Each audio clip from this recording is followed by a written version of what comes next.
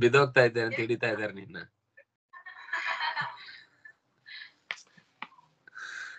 ಹೇಳು. ಹ್ಮ್ ಹ್ಮ್ ಹ್ಮ್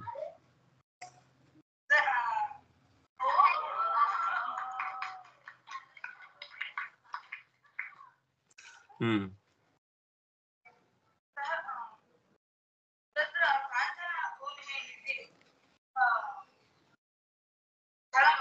ಹ್ಮ್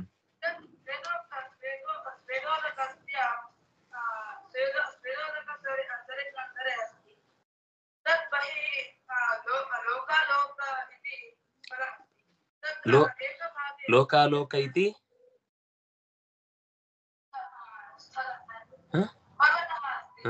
फलमस्ति इति किमपि उक्तम्. अस्तु, सरः अस्ति, न तत्र सरः, सः पर्वतः. सरः इति सरोवर इत्यस्मिन् अर्थे अवोचत् खलु भवान्? स्थलम् इत्युक्तं वा? समीचीनं समीचीनं.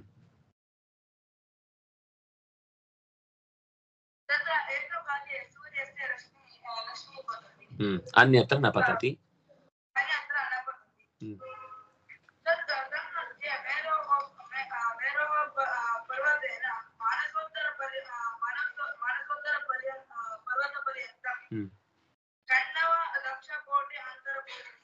षण्णवति लक्ष योजन विस्तारः विद्यते.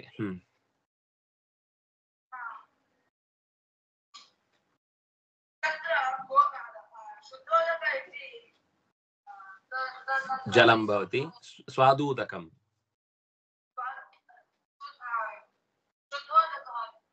शुद्धोदकम्.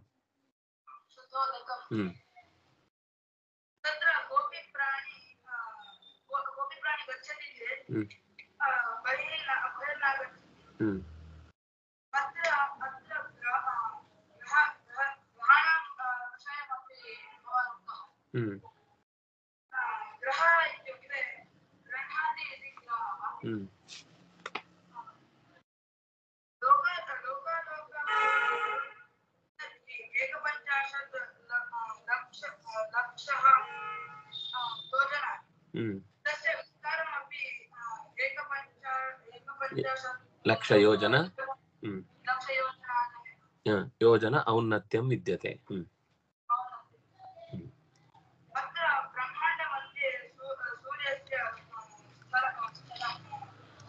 अंतरिक्षम् इति उच्यते.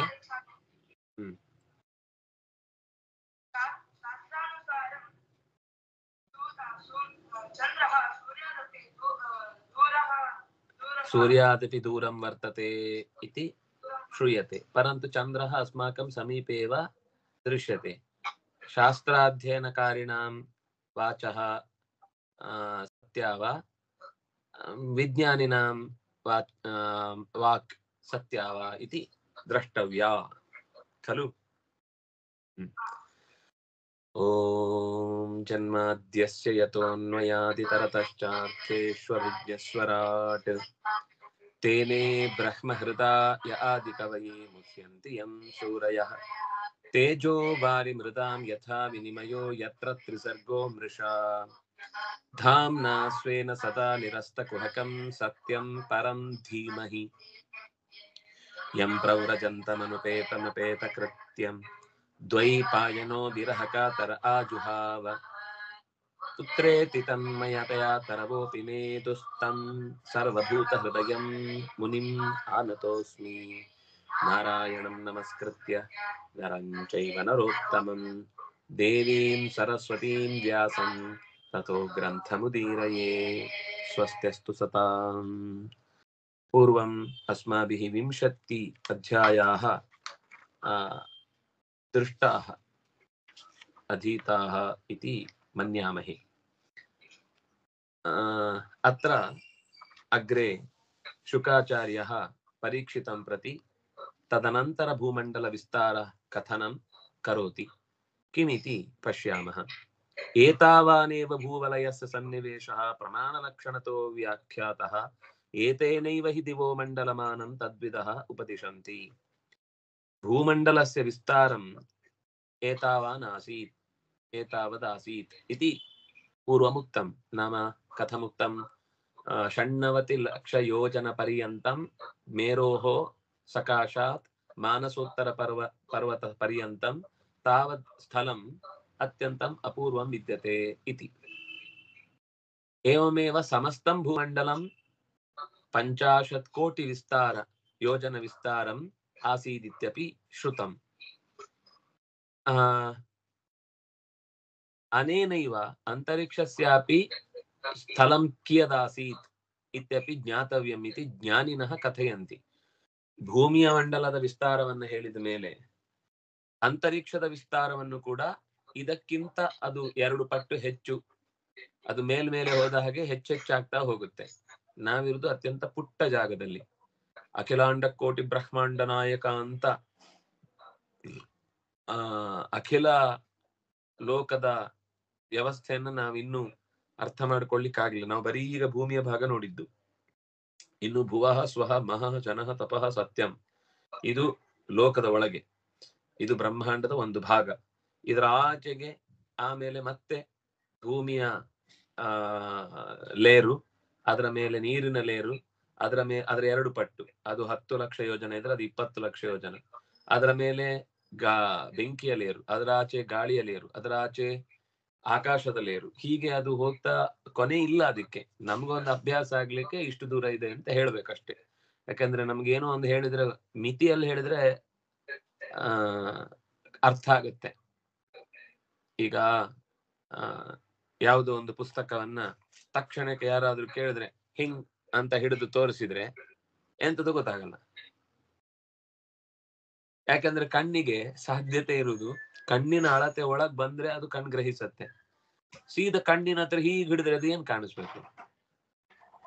ಕಾಣಿಸುದಿಲ್ಲ. ಹಾಗೆ ಈ ಪ್ರಪಂಚ ಅನ್ನೋದು ನಮ್ಗೆ ಕಣ್ಣಿಗೆ ಹೀಗೆ ಹಿಡ್ದಾಗೆ, ಅದು ಎಷ್ಟು ನೋಡಿದ್ರು ಮುಗಿಲಿಕ್ಕಾಗೋದು. ನಮ್ಮ ಕಣ್ಣಿನ ಅಳತೆಗೆ ಮೀರಿದ್ದು ಅಂತ ಅರ್ಥ. ಅದನ್ನ ಜ್ಞಾನಿಗಳು ಅಂತರಂಗದ ಕಣ್ಣಿನಿಂದ ವಿಸ್ತಾರವನ್ನೆಲ್ಲ ಊಹಿಸಿಕೊಂಡು ಹೋಗ್ತಾರೆ ಅಂತ ಅದರ ವಿವರವನ್ನು ಕೊಟ್ರು. ಯಥಾ ದ್ವಿದಲ ನಿಷ್ಪಾವಾದೀನಾಂ ತದಂತರೇಣ ಅಂತರಿಕ್ಷಂ ಉಪಸಂಧಿತಂ.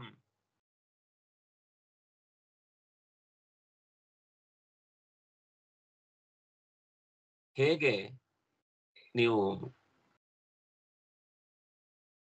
ಗೋಡಂಬಿ ತಿಂದಿದ್ದೀರಲ್ವಾ, ಅದ್ರ ಒಂದು ಬದಿಯ ತುಂಡನ್ನ ನಿಮ್ಗೆ ತಿನ್ಲಿಕ್ಕೆ ಕೊಟ್ರೆ ಇನ್ನೊಂದು ತುಂಡಿನ ರುಚಿ ಹೇಳ್ಕೊಡ್ಬೇಕಾ? ಬೇಡ. ಇದರ ರುಚಿ ತರನೇ ಇರುತ್ತೆ, ಇದರ ಹಾಗೆ ಬಣ್ಣ ಇರುತ್ತೆ, ಇದರಷ್ಟೇ ಆಕಾರ ಇರುತ್ತೆ. ಈ ಅಂತರಿಕ್ಷ ಮತ್ತು ಭೂಮಿ ಹೇಗೆ ಅಂದ್ರೆ ಯಥಾ ದ್ವಿದಳ, 2 ದಳಗಳುಳ್ಳ ಒಂದು ದ್ವಿದಳ ಧಾನ್ಯ ಇದ್ದ ಹಾಗೆ. ಆ ಧಾನ್ಯದ ಒಂದು ದಳವನ್ನು ನಿಮ್ಗೆ ಪರಿಚಯಿಸಿಕೊಟ್ಟದ್ದು ಭೂಮಿ ಅಂತ. ಇದರ ಹಾಗೆ ಇನ್ನೊಂದು ದಳವಾಗಿ ಸ್ವರ್ಗ ಭೂಮಿಗಳ ನಡುವಿನ ಅಂತರ ಭೂಮಿ ಅಂದ್ರೆ ಅಂತರಿಕ್ಷ ಅನ್ನೋದಿದೆ.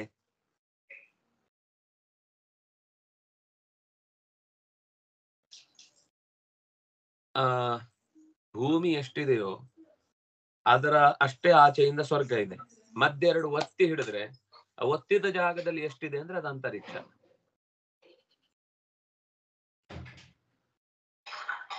ಒತ್ತಿ ಹಿಡಿದ್ರೆ 2 ದಳಗಳನ್ನ, ಅದ್ರ ಮಧ್ಯದ ಒಂದು ಸಣ್ಣ ಗ್ಯಾಪ್ ಇಲ್ಲದೆ ಇದ್ರೆ ಅದು 2 ಆಗ್ತಿರ್ಲಿಲ್ಲ ಅಲ್ವಾ? 2 ಆಗಿದೆ ಅಂದ್ರೆ ಮಧ್ಯ ಒಂದು ಗ್ಯಾಪ್ ಇದೆ ಅಂತ ಅರ್ಥ. ಆ ಗ್ಯಾಪೇ ಅಂತರಿಕ್ಷದ ಗ್ಯಾಪು ಅಂತ. ನಮಗೆ ಸ್ವರ್ಗಕ್ಕೂ ಭೂಮಿಗೂ ನಡುವೆ ಇರುವ ಅಂತರವೇ ಅಂತರಿಕ್ಷ. ಯನ್ಮಧ್ಯಗತೋ ಭಗವಾನ್ ತಪತಾಂ ಪತಿ ತಪನಃ ಆತಪೇವ 3 ಲೋಕಾನ್ ಪ್ರತಪತಿ. ಇದರ ಮಧ್ಯದಲ್ಲಿ, ಈ ಅಪ್ಪಚ್ಚಿಯಾದ ಅಂತರಿಕ್ಷದ ಮಧ್ಯದಲ್ಲಿ ಒಂದು ಜಾಗದಲ್ಲಿ ಅಂತರಿಕ್ಷ ಚರನಾಗಿ ಮುಗಿಲ ಕಣ್ಣು ಅಂತ ಅನ್ನಿಸಿಕೊಂಡ ಸೂರ್ಯ ಓಡಾಡ್ತಾನೆ. ತಪತಾಂ ಪತಿ, ತಾಪ ಕೊಡೋರಲ್ಲೇ ಬಿಸಿ ನೀಡುವವರಲ್ಲೇ ಅತ್ಯಂತ ಹೆಚ್ಚಿನವನು. ಆದ್ರೆ ಅವನು ಪತಿ, ಪಾಲಿಸ್ತಾನೆ. ಬಿಸಿ ಕೊಟ್ಟು ಸುಟ್ಟ ಹಾಕಲ್ಲ, ಬಿಸಿ ಕೊಟ್ಟು ಬೀಜಗಳಿಗೆ ಜೀವ ಕೊಡ್ತಾನೆ. ಹೀಗೆ ತಪತಾಂ ಪತಿ ತಪನಃ, ಅವನ ಹೆಸರು ತಪನ ಅಂತ. ತಪನ ಅಂದ್ರೆ ಸೂರ್ಯ ಅಂತ ಅರ್ಥ. ತಪನಃ ಆತಪೇನ 3 ಲೋಕಾನ್ ಪ್ರತಪತಿ. ಆತಪ ಅಂದ್ರೆ ಬಿಸಿಲು, ಆತಪೇನ ಬಿಸಿಲಿನಿಂದ 3 ಲೋಕಗಳನ್ನು ಕೂಡ ನಿಧಾನಕ್ಕೆ ಬಿಸಿ ಮಾಡ್ತಾನೆ, ಸುಡ್ತಾ ಹೋಗ್ತಾನೆ. ಇದು ಅವನ ಸಹಜ ಗುಣ. ಅವಭಾಸಯತ್ಯಾತ್ಮಭಾಸ, ಉಳಿದದೆಲ್ಲವನ್ನು ಬೆಳಗುತ್ತಾನೆ ತನ್ನ ಸಹಜ ಬೆಳಕಿನಿಂದ. ಏಷ ಉದಗಯನ ದಕ್ಷಿಣಾಯನ ವೈಶುವ ಸಂಜ್ಞಾಭಿ ದೀರ್ಘ ಹ್ರಸ್ವ ಸಮಾನಾಭಿ ಗತಿಭಿ ಆರೋಹಣಾವರೋಹಣ ಸಮಸ್ಥಾನೇಷು ಯಥಾ ಸಮನಮಭಿಪದ್ಯಮಾನೋ ಮಕರಾದಿಷು ರಾಶಿಷು ಅಹೋರಾತ್ರಾಣಿ ದೀರ್ಘ ಹ್ರಸ್ವ ಸಮಾನಾನಿ ವಿಧತ್ತೆ. 3ನೇ ಪದ್ಯ. ಏಷಃ, ಈ ಸೂರ್ಯನು ತನ್ನ ಬೆಳಕಿನಿಂದ 3 ಲೋಕಗಳನ್ನು ಬೆಳಗ್ತಾನೆ. ಅಷ್ಟೇ ಅಲ್ಲ, ಉತ್ತರಾಯಣ ದಕ್ಷಿಣಾಯನ ಮತ್ತು ವಿಷುವ. ವಿಷುವ ಅಂತಂದ್ರೆ ಉತ್ತರಾಯಣ ದಕ್ಷಿಣಾಯನದ ಮಧ್ಯಕಾಲ. ಉತ್ತರಾಯಣದಲ್ಲಿ ಸ್ವಲ್ಪ ಹಗಲು ಜಾಸ್ತಿ, ರಾತ್ರಿ ಕಮ್ಮಿ. ದಕ್ಷಿಣಾಯನದಲ್ಲಿ ರಾತ್ರಿ ಜಾಸ್ತಿ, ಹಗಲು ಕಮ್ಮಿ. ಈ ವಿಷುವದಲ್ಲಿ ಏನು ಅಂತಂದ್ರೆ ಹಗಲು ಮತ್ತೆ ರಾತ್ರಿ ಸಮಸ್ಥಿತಿಯಲ್ಲಿ ಇರುತ್ತೆ. ಕರೆಕ್ಟ್ ಆಚೆಯಿಂದ 30 ಗಳಿಗೆ, ಈಚೆಯಿಂದ 30 ಗಳಿಗೆ. ಇದು ಕರೆಕ್ಟ್ ಜಾಗದಲ್ಲಿ ಇರುವ ಸಮಯವನ್ನೇ ವಿಷುವ. ಅದಕ್ಕೆ ಯುಗಾದಿಗೆ ಯುಗಾದಿ ಅಲ್ಲ, ಮಕರ ಸಂಕ್ರಾಂತಿಯ, ಹೌದು, ಆ ಸಮಯಕ್ಕೆ ವಿಷು ಅಂತ ಒಂದು ಆಚರಣೆ ಮಾಡ್ತಾರೆ ಅಲ್ವಾ? ಏನ್ ಡೌಟ್ ಏನು? ಅಲ್ಲ, ಉತ್ತರಾಯಣದಿಂದ ದಕ್ಷಿಣಾಯನಕ್ಕೆ ಬರುವುದು ಯಾವುದು? ಸಂಕ್ರಾಂತಿ. ಒಂದು ಕರ್ಕಾಟಕ, ಇನ್ನೊಂದು ಮಕರ. ಆಚೆಯಿಂದ ದಕ್ಷಿಣಾಯನ ಶುರು ಆಗುದು ಕರ್ಕಾಟಕದಲ್ಲಿ, ಉತ್ತರಾಯಣ ಶುರು ಆಗುದು ಮಕರ ಸಂಕ್ರಾಂತಿಯಲ್ಲಿ. ಉತ್ತರಾಯಣ ಶುರು ಆಗುದು ಅಂದ್ರೆ ನಾನು ಹೇಳ್ತಾ ಇರೋದು ಪ್ರಥಮ ಕಾಲ. ಉತ್ತರಾಯಣ ಶುರು ಆದ್ಮೇಲೆ ವಸ್ತುತಃ ಡಿಸೆಂಬರ್ 22ಕ್ಕೆ ಶುರು ಆಗುತ್ತೆ. ಅಲ್ಲಿ ಜೂನ್ 21ಕ್ಕೆ ಶುರು ಆದ್ರೆ ದಕ್ಷಿಣಾಯನ, ಇಲ್ಲಿ ಡಿಸೆಂಬರ್ 22ಕ್ಕೆ ಶುರು ಆಗುತ್ತೆ. ಆ 22ಕ್ಕೆ ಶುರು ಆದ್ಮೇಲೆ ಫಸ್ಟ್ ಒಂದು ಪುಣ್ಯ ಕಾಲ ಯಾವುದು ಅಂದ್ರೆ ಸಂಕ್ರಾಂತಿ. ಅಂದ್ರೆ ನಮ್ಗೆ ಕರೆಕ್ಟ್ ಸೂರ್ಯ ಮೂವ್ ಆಗುದು ಗೊತ್ತಾಗುದು ಸಂಕ್ರಾಂತಿಯಲ್ಲಿ. ಹಾಗಾಗಿ ಆ ಸಮಯವನ್ನ ವಿಷುವ ಕಾಲ ಅಂತ ಕರೀತಾರೆ. ವಿಷುವ ಅಂದ್ರೆ ಹಗಲು ರಾತ್ರಿ ಹೆಚ್ಚು ಕಮ್ಮಿ ಸಮಸ್ಥಿತಿಯಲ್ಲಿ ಇರುತ್ತೆ. ಆ 3 ಸಮಸ್ಥಿತಿಯಲ್ಲಿರುವ ದಕ್ಷಿಣಾಯನ ಮತ್ತು ಉತ್ತರಾಯಣ ಅನ್ನುವ 3 ಸ್ಥಿತಿಯಲ್ಲಿ ಏರುವುದು, ಇಳಿಯುವುದು, ಸಮಾನವಾಗಿ ಹರಿಯುವುದು ಅನ್ನುವ 3 ಬಗೆಯ ಚಲನೆಗಳಿಂದ ವಸ್ತುಗಳಲ್ಲಿ, ಅಂದ್ರೆ ಇದು ಈ ಬೆಳಕು ಬಿದ್ದಾಗ ಏನಾಗುತ್ತೆ ಈಗ ನೋಡಿ, ಇಲ್ಲಿಂದನೇ ಬೆಳಕು, ಹತ್ತಿರದಿಂದ ಬೆಳಕು ಬಿದ್ರೆ ಈ ವಸ್ತುವಿನ ನೆರಳು ಆಚೆಯಿಂದ ದೊಡ್ಡದಾಗಿ ಬೀಳುತ್ತೆ. ಇದು ಸ್ವಲ್ಪ ಹಿಂದಕ್ಕೆ ಹೋಗಿ ಬೆಳಕು ಬಿದ್ರೆ ಅವಾಗ ಏನಾಗುತ್ತೆ, ಇದರ ಬೆಳಕು, ಇದರ ನೆರಳು ಚಿಕ್ಕದಾಗುತ್ತೆ. ಅದು ದೀರ್ಘ ಹ್ರಸ್ವ ಇತ್ಯಾದಿಗಳೆಲ್ಲ ಆ ಲೆಕ್ಕಾಚಾರದಲ್ಲಿ ಲೋಕದ ಜನ ಎಷ್ಟು ಹೊತ್ತಾಯ್ತು ಅಂತ ತಲೆಯಲ್ಲಿ ತಂದ್ಕೊಳ್ತಾರೆ. ಈ ಹಿಂದೆಲ್ಲ ಗಡಿಯಾರ ಎಲ್ಲಿತ್ತು? ಅವ್ರನ್ನ ಕಡ್ಡಿ ಊರಿದ್ರೆ ಈಗ 2.5 ಗಂಟೆ ಆಯ್ತು, 2 ಗಂಟೆ 35 ನಿಮಿಷ ಆಯ್ತು ಅಂತ ಹೇಳ್ತಾರೆ ಅವರು. ನಾವು ಟೈಮ್ ಇಟ್ಕೊಂಡು ನೋಡೋರು ಈಗ ಇದನ್ನ ನೋಡಿದ್ರೆ ಗೊತ್ತಾಗಲ್ಲ. ಯಾಕೆಂದ್ರೆ ನಾವು ಏನಂತಾರೆ, ಅದು ಡಿಜಿಟಲ್ ನೋಡಿ ಆದ್ಮೇಲೆ ಅದು 2 ಗಂಟೆ 32 ನಿಮಿಷ ಅಂತ ತೋರಿಸಿದ್ರೆ ಮಾತ್ರ ಗೊತ್ತಾಗ. ಇದು ತೋರಿಸಿದ್ರೆ 2 ಕಡ್ಡಿ ಆಚೆ ಈಚೆ ಇದ್ದು ಎಲ್ಲಿಗೆ ಬರುತ್ತೆ ಅಂತ ಗೊತ್ತಾಗಲ್ಲ ಅವರಿಗೆ. ಅಷ್ಟು ಮರ್ತೋಗ್ಬಿಟ್ಟಿದ್ದಾರೆ ಈಗ ಹೊಸ ತಲೆಮಾರಿನವರು. ಆಗ ಮುಂದೆ ಎಲ್ಲಾ ಗಡಿಯಾರಗಳೆಲ್ಲ ವೇಸ್ಟ್ ಆಗುತ್ತೆ. ಯಾಕಂದ್ರೆ ಗಡಿಯಾರದಲ್ಲಿ ತೋರಿಸಿದ್ರದ್ದು ಯಾರು ಒಪ್ಕೊಳ್ಳಲ್ಲ. ಈ ಕೆಲವೆಲ್ಲ ಹಳೆ ಕಾಲದ ನೀರಿನ ವ್ಯವಸ್ಥೆಯಲ್ಲಿ ಗಂಟೆ ನೋಡ್ತಾ ಇದ್ದಿದ್ದೆಲ್ಲ ಈಗ ಯಾರು ನೋಡ್ತಾರೆ? ಆ ಕ್ರಮದಲ್ಲಿ ಯಾರು ನೋಡಲ್ಲ, ಬಿಟ್ಟು ಹೋಗಿದೆ ಅದು. ಹಾಗೆಲ್ಲ ನೋಡ್ತಾ ಇದ್ದಿದ್ದು ಮರಳನ್ನ 1-2 ತರದ ಶೀಶೆಯಲ್ಲಿ ಹಾಕಿ ಉಲ್ಟಾ ಮಾಡಿಟ್ರೆ ಅದು ಸುರಿತಾ ಇರುತ್ತೆ. ಅಷ್ಟು ಸುರಿದಾಗ ಇಷ್ಟೊತ್ತಾಯ್ತು ಅಂತ ಲೆಕ್ಕ. ಒಬ್ಬನಿಗೆ ಅದೇ ಕೆಲಸ, ಅದು ಖಾಲಿ ಆದ ತಕ್ಷಣ ತಿರುಗಿಸಿಡ್ಬೇಕು. ಅದ್ರಲ್ಲಿ ಎಷ್ಟಲ್ಲ ಅಂತ ಬೋರ್ಡಲ್ಲಿ ಗೋಡೆಯಲ್ಲಿ ಹೀಗೆ ಹಾಕ್ತಾ ಇರ್ಬೇಕು. ಅದನ್ನ ನೋಡ್ಕೊಂಡು ಗಂಟೆ ನೋಡ್ಕೊಂಡು ಹೋಗ್ತಾರೆ ಉಳಿದವರು ಹೋಗೋರು. ಹಾಗೆ ಅಂದ್ರೆ ಒಬ್ಬನಿಗೆ ಉದ್ಯೋಗ ಇತ್ತು ಅದರಿಂದಾಗಿ. ಒಬ್ನಿಗೆ ನಾವೀಗ ಹೇಳುದು ನಮ್ಮ ಹತ್ರ ಟೈಮ್ ಇದೆ, ಅದರಿಂದಾಗಿ ಏನು ಯಾರನ್ನ ಆಶ್ರಯಿಸಬೇಕಾಗಿಲ್ಲ, ಎಲ್ಲಿ ಬೇಕಾದ್ರೂ ಗಂಟೆ ತಗೊಂಡು ಹೋಗ್ಬೋದು ಅಂತ. ಆದ್ರೆ ಒಬ್ಬನ ಕೆಲಸ ಹೋಗಿದ್ ನಮ್ಗೆ ಗೊತ್ತಾಗ್ಲಿಲ್ಲ. ಅಂದ್ರೆ ಇದು ಸಣ್ಣ ವಿಷಯ ಇರ್ಬೋದು. ಇಂತಹದ್ದು ಕೆಲವೊಂದ್ ಸರ್ತಿ ಎಷ್ಟೋ ಯಾವುದು ನಿಜವಾಗಿ ಮ್ಯಾನ್ಯುವಲ್ ಆಗಿ ಮಾಡ್ಬೇಕಿತ್ತು, ಆ ವಸ್ತುಗಳ ಸಂಪರ್ಕ, ವಸ್ತುವಿನ ಮತ್ತು ಮನುಷ್ಯನ ಸಂಬಂಧ ಕಡಿದು ಹೋದ್ರಿಂದ ಅದನ್ನು ಬಳಸಬೇಕಾದ ರೀತಿಯಲ್ಲಿ ನಾವು ಮತ್ತು ದುಂದು ವೆಚ್ಚ ಮಾಡುವುದರಲ್ಲಿ ನಮ್ಗೆ ಹೆಚ್ಚು ಧೈರ್ಯವೂ ಬಂದಿದೆ, ಅಥವಾ ನೆಗ್ಲಿಜೆನ್ಸು ಹುಟ್ಟಿದೆ ವಸ್ತುಗಳ ಬಗ್ಗೆ. ಈಗ ನಾವೇ ನೇಯ್ದ ಬಟ್ಟೆ ಆದ್ರೆ ಚೂರು ಹರಿದ್ರೆ ನಾವು ಎಸಿತೇವಾ? ಎಷ್ಟು ಕಷ್ಟಪಟ್ಟು ರಾತ್ರಿ ಹಗಲು ಕೂತು ನೇಯ್ದು ಹೊಲ್ದು ಹಾಕಿ ಮಾಡಿದ್ದನ್ನು ನಮ್ಗೆ ಅದು ಎಷ್ಟಾದ್ರೂ ಹರಿದ್ರು ಇನ್ನೂ ಅದನ್ನು ಹೊಲ್ದು ಸರಿ ಮಾಡ್ಕೊಳ್ಳೋಣ ಅಂತೀವಿ.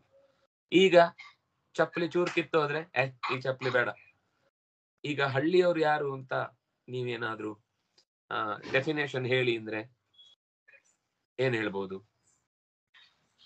ಚಪ್ಲಿ ಕಿತ್ತೋದ್ರೆ ಮತ್ತೆ ಹೊಲ್ಕೊಂಡ್ ಹಾಕೋತಾನೆ ಅಂದ್ರೆ ಅವ್ನು ಹಳ್ಳಿಯವ. ಚಪ್ಲಿ ಕಿತ್ತೋಯ್ತು ಅಂತ ಎತ್ತಿ ಬಿಸಾಕಿ ಹೊಸ್ತ ಹಾಕೊಂಡ ಅಂದ್ರೆ ಅವ್ನು ಪೇಟೆವ.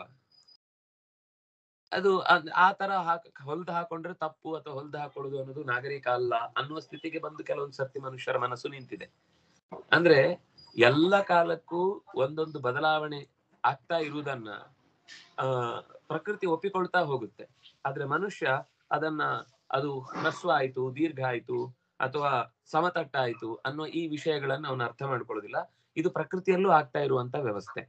ಕೆಲವೊಮ್ಮೆ ಹೆಚ್ಚಾಗುತ್ತೆ, ಕೆಲವೊಮ್ಮೆ ಕಮ್ಮಿ ಆಗುತ್ತೆ, ಕೆಲವೊಂದ್ ಸರ್ತಿ ದೀರ್ಘ ಅನ್ಸುತ್ತೆ, ಕೆಲವೊಂದ್ ಸರ್ತಿ ಹ್ರಸ್ವ ಅನ್ಸುತ್ತೆ, ಕೆಲವು ಸಮಾನ ತಟ್ಟು ಅಂತ ಅನ್ಸುತ್ತೆ.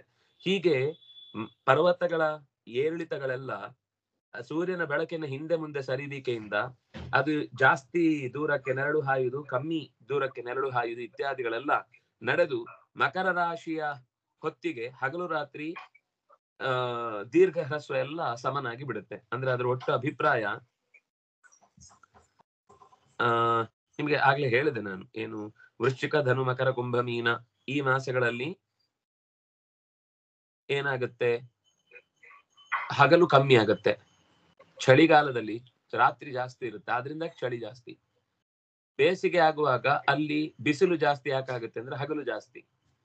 ಹಗಲು ಜಾಸ್ತಿ ಆದಷ್ಟು ಸೆಕೆ ಜಾಸ್ತಿ ಆಗ್ತಾ ಹೋಗುತ್ತೆ, ಹಗಲು ಕಮ್ಮಿ ಆದಷ್ಟು ಚಳಿ ಜಾಸ್ತಿ ಆಗ್ತಾ ಹೋಗುತ್ತೆ. ಇದು ಒಟ್ಟು ವ್ಯವಸ್ಥೆ ಇರುವುದು. ಯಥಾ ಮೇಷತುಲಯೋ ವರ್ತತೆ ತಥಾ ತದಾ ಅಹೋರಾತ್ರಾಣಿ ಸಮಾನಾನಿ ಭವಂತಿ.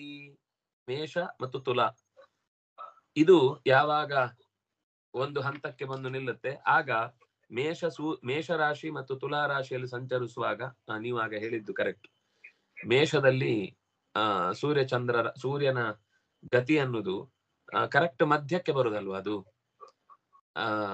ಇದು ಶುರುವಾಗುದು ಮಕರ ಮತ್ತೆ ಕರ್ಕಾಟಕ, ಅದು ಆ ಅಯನದಿಂದ ಈ ಅಯನದ ಕಡೆಗೆ ಹೊರಡ್ಲಿಕ್ಕೆ ಶುರುವಾಗುದು. ಮಧ್ಯಕ್ಕೆ ಬಂದು ನಿಲ್ಲುದು ಒಂದು ಕಡೆ ಮೇಷ, ಇನ್ನೊಂದು ಕಡೆಯಲ್ಲಿ ತುಲ. ಆ ಮಧ್ಯಕ್ಕೆ ಬಂದು ನಿಂತಾಗ ಹಗಲು ರಾತ್ರಿ ಸಮ ಆಗುತ್ತೆ. ನೀವು ಹೇಳಿದ್ ಸರಿ.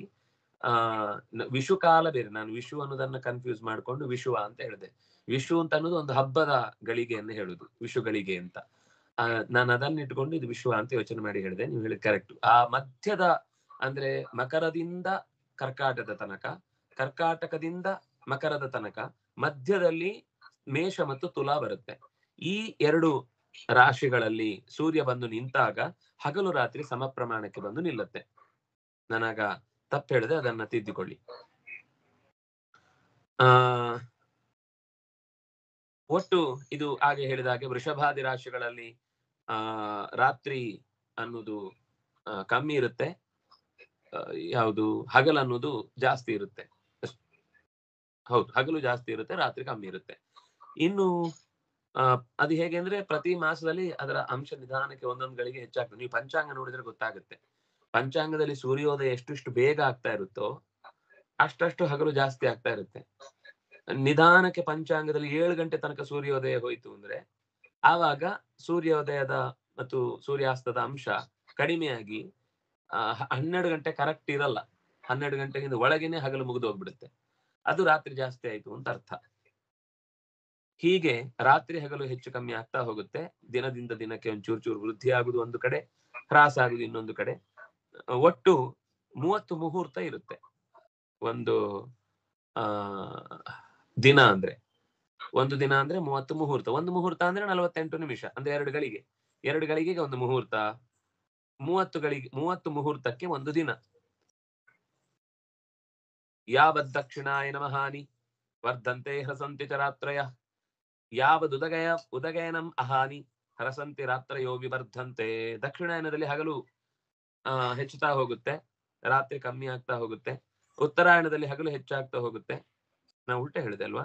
ಆಗ ಇಲ್ಲಿ ಶ್ಲೋಕದಲ್ಲೇ ಹಾಗೆ ಕಾಣುತ್ತೆ. ಯಾವದುದಗಾಯನಂ ಅಹಾನಿ ಹ್ರಸಂತಿ, ಹಗಲು ಕಮ್ಮಿ ಆಗುತ್ತೆ, ರಾತ್ರಿಯೋ ವಿವರ್ಧಂತೆ ಅಂತಿದೆ.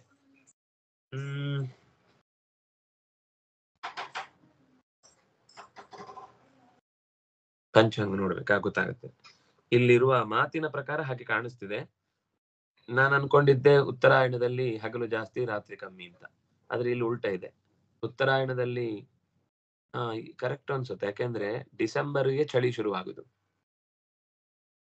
ಅಲ್ವಾ? ಡಿಸೆಂಬರ್ ಇಂದ ಮುಂದೆ ಹೋಗ್ತಾ ಹೋಗ್ತಾ ಈ ಇದು ಶುರುವಾಗುವಾಗ, ಮೇ ಶುರುವಾಗುವಾಗ ಮುಗಿಯತ್ತಲ್ವಾ ಉತ್ತರಾಯಣ. ಆವಾಗ ಅದು ಸೂರ್ಯ ಅಂದ್ರೆ ಹಗಲು ಜಾಸ್ತಿ ಆಗ್ಲಿಕ್ಕೆ ಅಲ್ಲಿಂದ ಶುರುವಾಗುತ್ತೆ ಅಲ್ವಾ?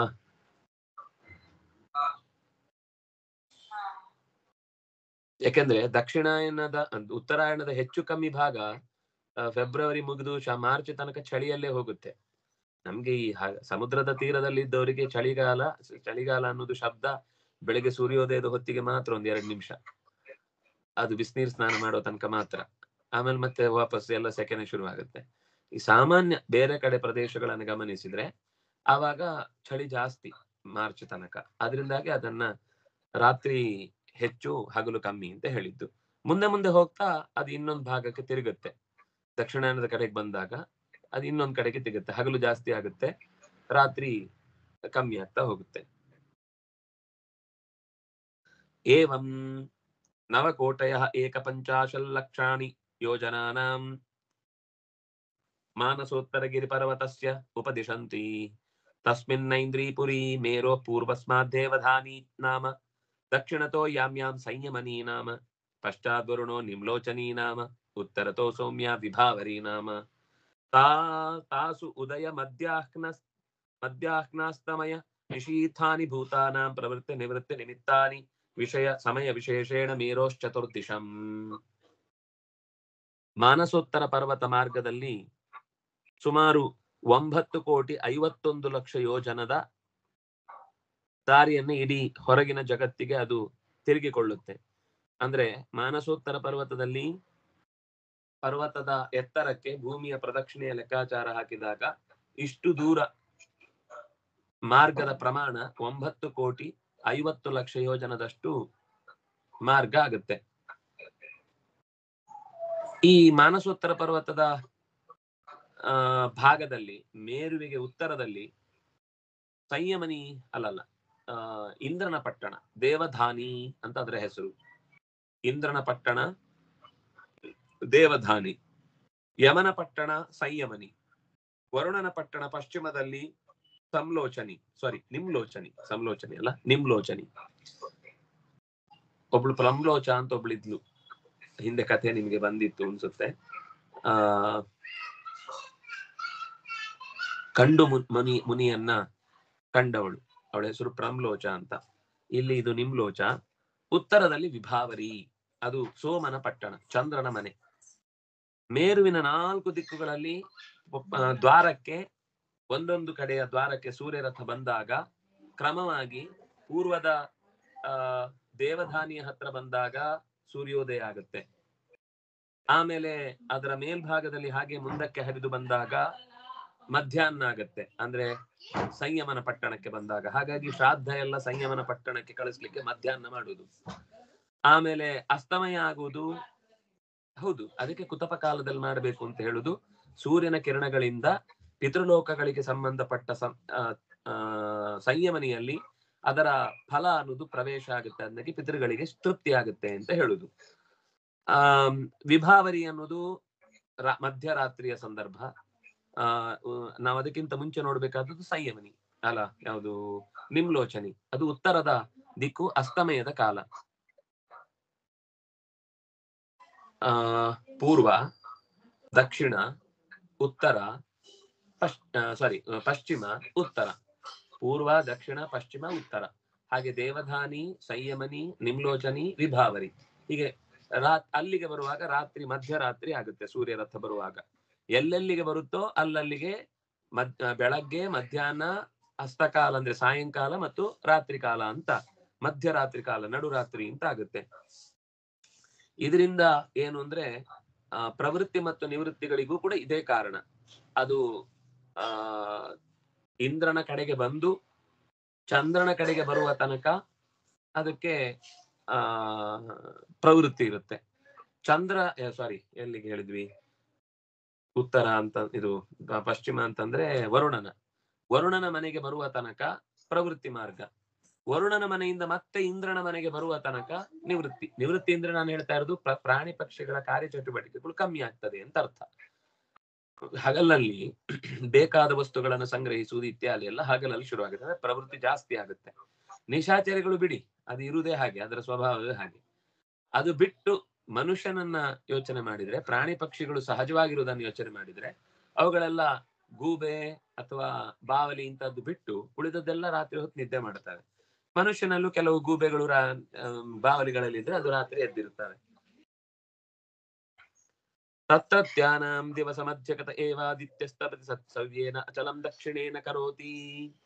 ಮೇರು ಪರ್ವತದ ಭಾಗದಲ್ಲಿ ಇಡಾವೃತ ಖಂಡದಲ್ಲಿರುವವರಿಗೆ ಸೂರ್ಯ ಇಡಾವೃತ ಖಂಡ ಅಂದ್ರೆ ಮಧ್ಯದ್ದಾಗುತ್ತೆ. ಅಲ್ಲಿ ಯಾವಾಗ್ಲೂ ನಡು ಹಗಲಿನಲ್ಲಿ ಸೂರ್ಯ ಬೆಳಗ್ತಾ ಇರ್ತಾನೆ, ಅದು ಚೇಂಜ್ ಆಗುದೇ ಇಲ್ಲ, ಎಲ್ಲಿ ತಿರುಗಿದ್ರು ಅದು ಮಧ್ಯಕ್ಕೆ ಇರುತ್ತೆ ಅಂತ ಸೂರ್ಯ ಮೇರುವಿನ ಸುತ್ತ ಚಲಿಸುವಾಗ ಮೇರು ಅದಕ್ಕೆ ಬಲದಲ್ಲಿರುತ್ತೆ. ಅದರಿಂದಾಗಿ ಈಗ ನೋಡಿ, ನಾವು ಪ್ರದಕ್ಷಿಣೆ ಬರುವಾಗ ದೇವರು ನಮ್ಗೆ ಯಾವಾಗ್ಲೂ ಬಲಗಡೆ ಇರ್ತಾರೆ. ಹಾಗೆ ಮೇರುವಿಗೆ ಸೂರ್ಯನಿಗೆ ಮೇರು ಯಾವಾಗ್ಲೂ ಬಲಗಡೆ ಇರುತ್ತೆ. ಮೇರುವನ್ನ ಕೇಂದ್ರೀಕರಿಸಿ ಮೇರುವಿಗೆ ಪ್ರದಕ್ಷಿಣೆ ಬರುದು ಸೂರ್ಯ ಮುಖ್ಯ, ಅದ್ ಕೇಂದ್ರ ಅದು ಅವನಿಗೆ.